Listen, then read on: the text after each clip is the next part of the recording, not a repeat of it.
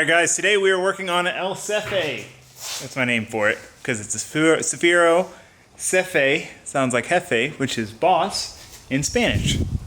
So makes the car the boss, or something like that. I don't know, I like it, El Ceffy. Let me know what you guys think. So, problem number one that we needed to fix, ended up, hopefully, I shouldn't say this because then it'll keep blowing the fuse. It ended up being easy, it was a fuse. The tail lights weren't working before when we got it. So brake lights would work, but the tail lights and the dash lights wouldn't work, which is a feature Nissan did so that if your tail lights go out, you'll know because your dash lights will go out. So we messed with it.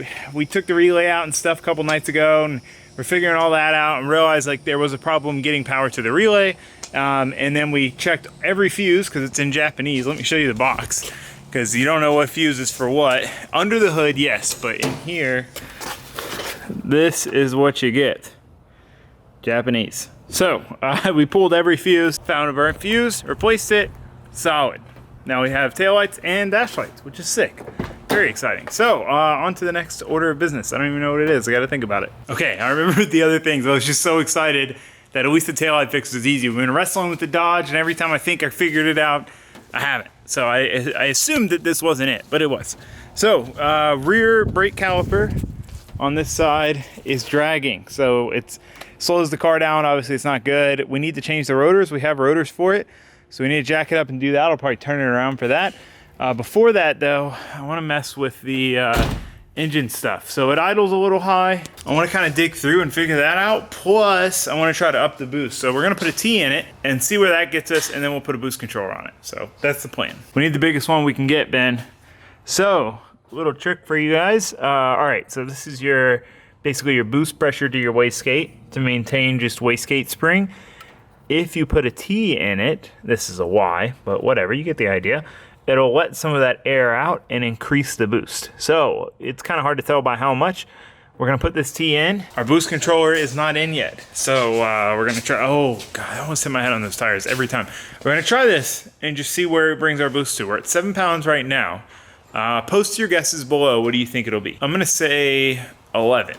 That's my guess. And any guesses? Well, based on my experiences with Eric's car, I think it's gonna be like 9 pounds. Okay, so you think it'll go up 2? Okay, so you're 9, I am 11. What do you guys think? Comment below, we'll see who wins. We gotta switch these two guys around. I have to admit, that felt pretty cool. Backing my right-hand drive turbo sedan out, getting in my kitted, caged LS Miata, and driving it out, and bringing this back in. Just having even these two cars at once is so cool to me. I think back to when I was like 16, 17, because that's what this car is really throwing me back to, like driving something around like this on the street as like my daily. And I think back to then, and it was like, I'd trade and trade and trade and try to get like one cool car, and that was what I wanted, just one cool car. And now I've got 4 cool cars. Like I just feel so grateful. So anyway, sorry, rambling. This car has been a time capsule for me for some reason. So we got to pull the wheels off in the back, change the rear rotors, grease the sliders. This caliper keeps sticking. You can feel it. It is drastic. So I want to get that fixed because that'll help us out a lot too. All right, so we got our new rotors, new pads came with the car. You can see that this rotor has seen better days. Probably the OE rotor on this thing, but it's cracked. Like I said, the other side drags, so we're gonna take the caliper off here, like remove it from the bracket, and then we'll try to clean up these sliding pins, re-grease them, and that'll help the caliper slide back and forth.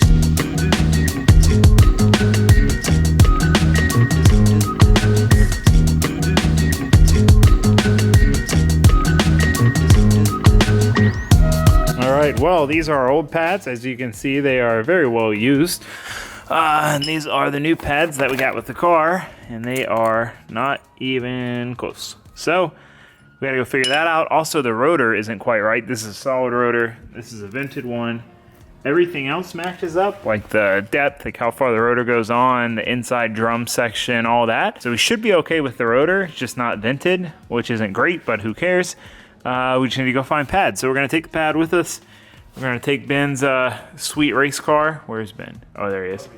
His sweet race car there, because we can't take my daily because I just took it apart. JDM Car is ours, you know? Yeah.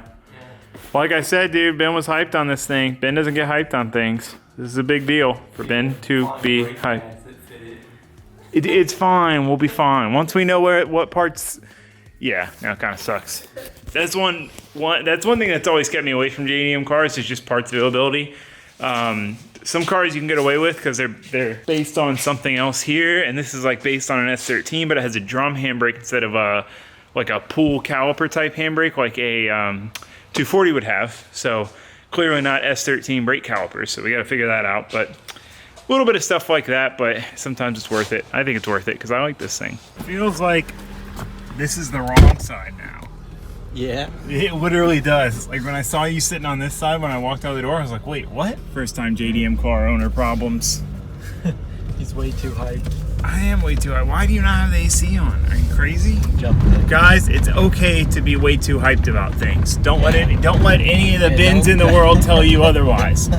It is okay to be hyped. Well, that didn't go as planned. I was like, there's gotta be something. Well, we did find what it is. What was it, an M30? Infinity M30, the pads look the same. I think they're a little thinner because I think these rotors are M30 rotors. But they're special order, so I'm just gonna order the right ones. So for now, we've got the new rotors. We're gonna grease the caliper sliders and put the old, great condition pads back in. And then hopefully at least we won't have the brake dragging, which is the most important thing. And then I'll order the right brake stuff, and then we'll do it. This is the downfall of a JDM car, like I said. This is the downfall. If you're young and you think about how you wanted a JDM car for your daily and your only car, think twice about it. They're real cool, but it can be difficult. All right, I want to try out this Nardi wheel that I have from the LS Miata. So, see what it looks like. Can't snap left-handed. Let's see what it looks like. Well, one, horn button doesn't fit right. Oh, scared me. Two, it's small. This is a 330. That's probably a 350. And a 330 just feels a little too small in here. It doesn't look that small, but it feels very small. So I'm either gonna take it out or not, but we're going for a drive. We're gonna see what boost she makes and if the brake calipers still drag after we hit the brakes. So we're gonna see if two of our issues are fixed or not. We'll find out. All right, let's see what we got. The steering wheel sucks.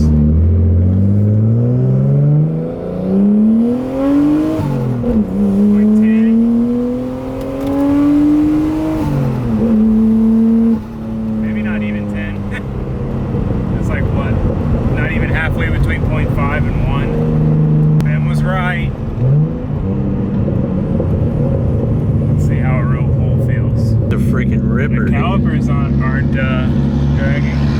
Normally by now the caliper would be dragging.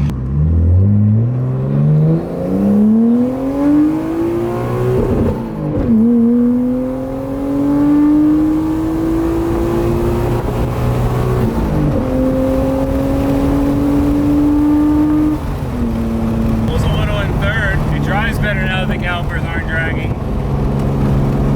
Steering wheel feels real weird. What does it hit ref limiter at? 83, I think. It's weird taking a car like this to red line because it just feels like it takes forever to get there. It feels like it's never gonna hit ref limiter. Oh, this thing feels way better now though. You can tell the brakes are dragging hard before.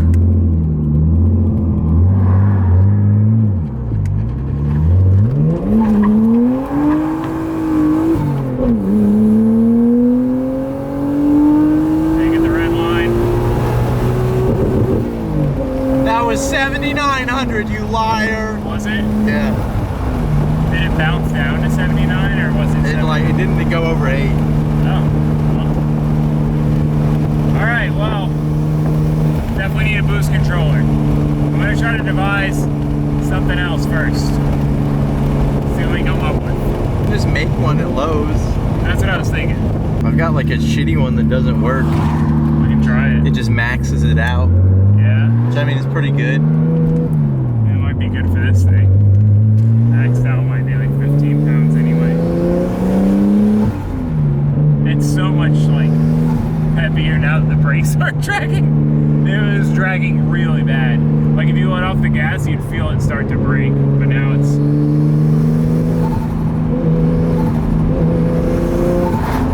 Hell yeah. I love this thing. Check out my driveway, guys. That shit's still pretty dope. Pretty mint. It's Like we said before, we turned it into a rock crawling. Let's drive it. Look at our creek. We put a creek in on the side of the driveway as well. These gauges do, but they're pretty sick. I realized the one because they're never zip tied moves. on and the wiring goes outside. That's key to JDM. That is true. That is key. I realized one of them doesn't work at all. Dude, We're that's in our the house. court. Yeah, that's our house. Chilling. Okay, I have added 4 holes to our plastic boost control hair. So we're gonna see what happens. Put it back in, another test drive. Intake air temps get hot.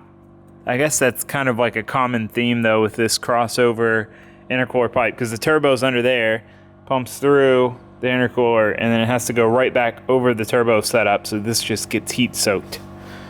Not the smartest design, Nissan. All right, let's see if this makes any difference whatsoever, or if we're capped out with this kind of concept. I love the smell, like all the smells of an old Japanese car, like the interior smell, and then like the running a little too rich because it's turbo smell, and it just, like I said earlier, it just transports me back in time, man. Transports me back to the days of being a young kid, learning how to drift and going to my first events and going out street drifting till late at night. Like that, I don't know, that's just what this car brings. It's like when a song, you listen to a song you haven't heard in a long time and was really big for you in a certain era of your life. Like that's what it feels like driving this car, except cooler, because it's cooler than any of the cars I had back then. Got a little over 0.5, we probably picked up 2 pounds of boost last time. Oh, hell yeah. Got almost a full bar now. It's probably like 12 pounds or so. It feels a lot peppier, I'll tell you that much. Okay, so we should have just turned around. We need more holes. More holes.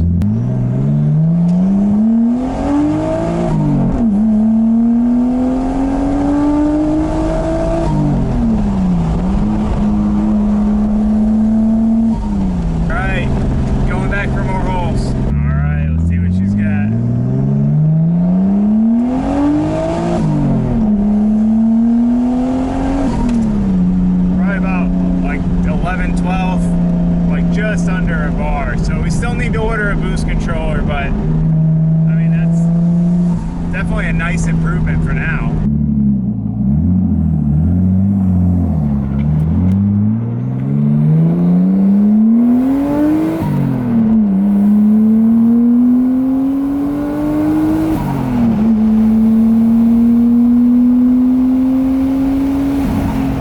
It pulls hard up top, like it doesn't have that much down low, but once it starts just getting to like 4,000 or 5,000 RPM, it sings.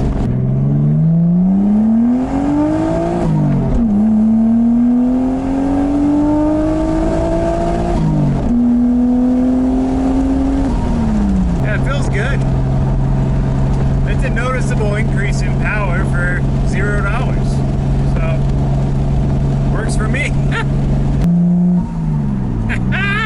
I love it so much.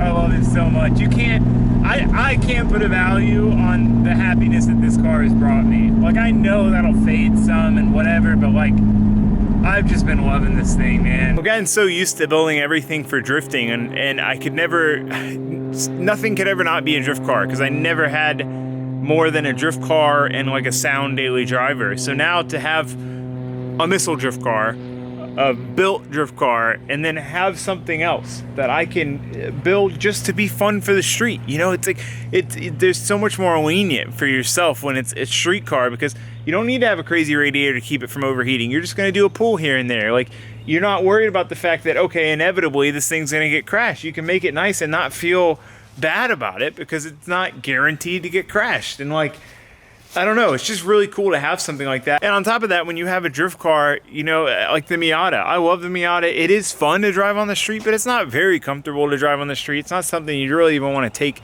to dinner. You know, I mean, I do it, but it's almost like not enjoyable, I guess you could say. It's just not a great street vehicle. So it's like, basically you put all this time and money into a car to drive it twice a month, maybe at most, whereas something like this you can drive every day. I enjoy just going to freaking Walmart. So I don't know, real fun. All right, well, update on the Dodge. We did just drop it off at the dealership. For our guy's worst nightmare, dealership. Very painful to do that, because I know dealerships, they don't call them stealerships for no reason.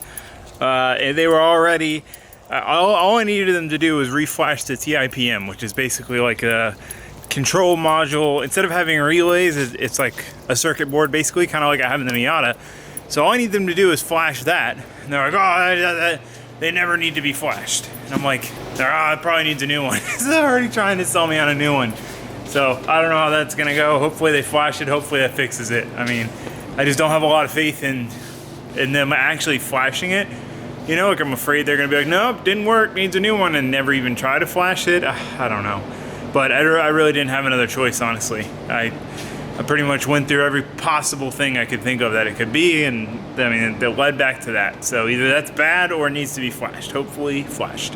Okay, little update on the Dodge. So I was gonna work on the Miata, but I mean, it's pretty solid. I just went and checked the tune, but I really want to get the AC working in this truck because it's freaking hot outside. So I took it to the dealer. Like I said, from what I've read everywhere, they could reflash the TIPM, and that would like reset everything and clear all the codes, because it has codes from the clutch, the compressor clutch locking up. So I called them today and they're like, yeah, no, we couldn't reset it. And I'm like, what do you mean? You said you were gonna reset it. Yeah, no, you can't reset them. I was like, what? Like, everything I've seen says you can reset them. Oh, you can't reset them.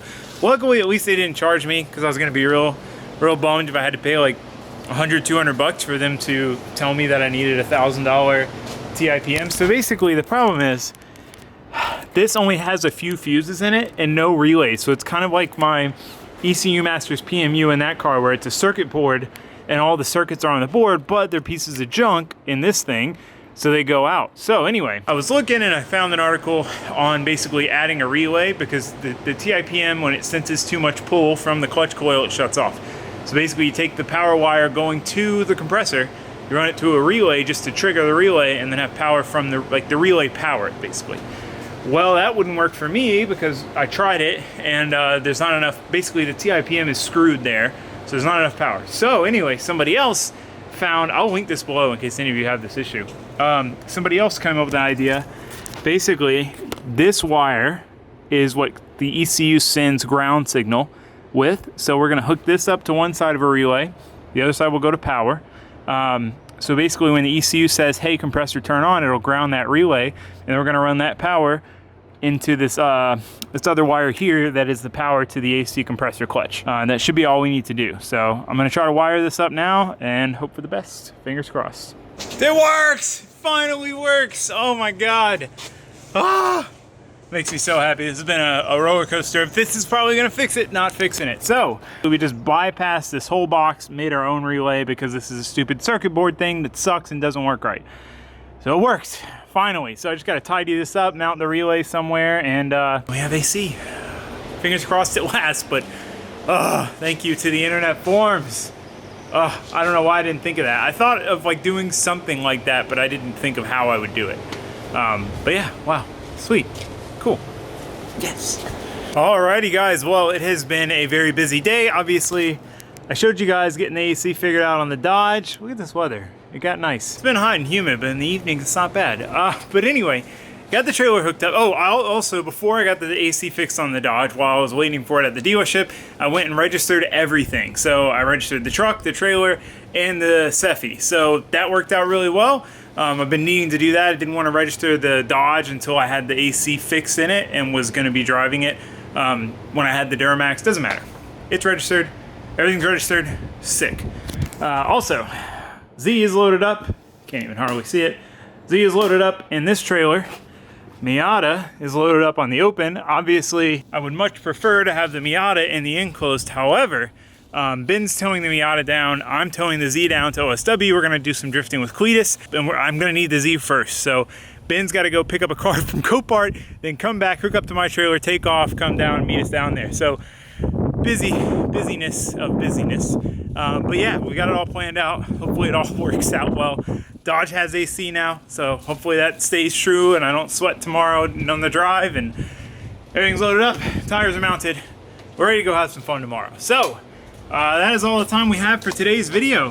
No, it was kind of sporadic, but I was so laser focused on getting the AC working in this Dodge, because I was like, I have to figure this out. I have to figure this out.